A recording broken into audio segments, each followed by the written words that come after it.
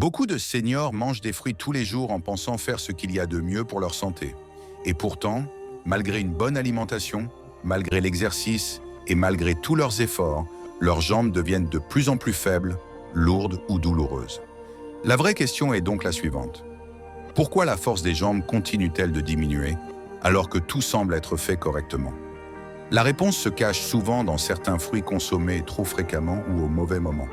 Ce n'est pas que les fruits soient mauvais en général, mais chez les seniors, certains d'entre eux peuvent perturber l'équilibre musculaire, la circulation sanguine et même l'énergie nerveuse nécessaire à la force des jambes.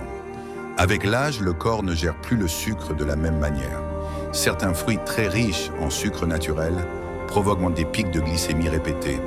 À long terme, cela fatigue les muscles, affaiblit les nerfs et ralentit la récupération musculaire. Résultat, les jambes se fatiguent plus vite, les muscles perdent en tonicité et les douleurs deviennent plus fréquentes.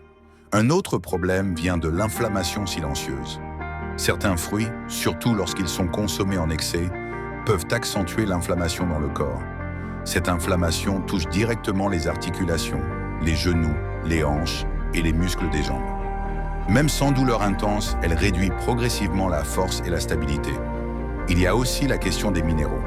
Les muscles des jambes ont besoin de potassium, de magnésium et de protéines pour fonctionner correctement. Lorsque l'alimentation est trop riche en fruits pauvres, en ces nutriments essentiels, les muscles ne reçoivent pas ce dont ils ont réellement besoin. Le corps a alors de l'énergie rapide, mais pas de vraie force musculaire. Chez beaucoup de seniors, ces effets ne se ressentent pas immédiatement. Ils apparaissent lentement, sur plusieurs mois. D'abord une fatigue inhabituelle, puis une sensation de jambes lourdes, ensuite une difficulté à rester debout longtemps ou à monter les escaliers. Et très souvent, personne ne fait le lien avec l'alimentation. La bonne approche n'est pas d'arrêter tous les fruits, mais de comprendre lesquels consommer avec modération, à quel moment de la journée, et surtout comment les équilibrer avec des aliments qui soutiennent réellement la force musculaire et la circulation sanguine. Quand l'alimentation est de mieux adaptée, beaucoup de seniors constatent une amélioration progressive. Plus de stabilité, moins de fatigue dans les jambes, une marche plus assurée et une meilleure endurance au quotidien. Si vous voulez protéger la force de vos jambes en vieillissant, il est essentiel de comprendre comment certains aliments influencent votre corps, même ceux que l'on croit toujours bons. De petits ajustements peuvent faire une grande différence sur le long terme. Si cette information vous a été utile, abonnez-vous à la chaîne et activez les notifications.